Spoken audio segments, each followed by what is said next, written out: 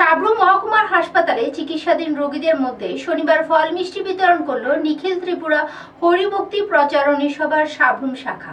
নিখিল ত্রিপুরা হরিভক্তি প্রচারণী সভা সাবরুম শাখার উদ্যোগে সাবরুম মহকুমা হাসপাতালে চিকিৎসাধীন রোগীদের মধ্যে ফল ও মিষ্টি বিতরণ করা হয় শনিবার।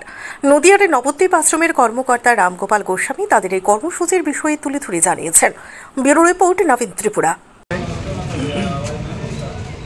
আমরা হরিভক্তি প্রচারণী সভার পক্ষ থেকে সাবরুম শাখার পক্ষ থেকে আমরা এখানে হসপিটালে রোগীদের মধ্যে ফল এবং মিষ্টি বিতরণ করতে আমরা এসেছি।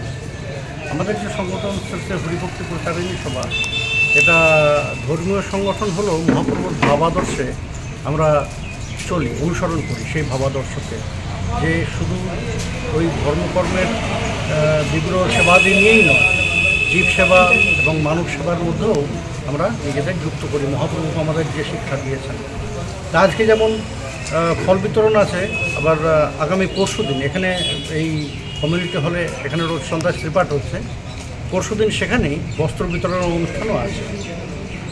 মানে এইরকম আমরা সেবাব্রত নিয়েই আমরা সবসময় চলি এবং এই সেবাব্রতের মধ্যেই আমরা মহাপ্রভুকে খুঁজে পাই সকলের মধ্যে। জয় নিতাই।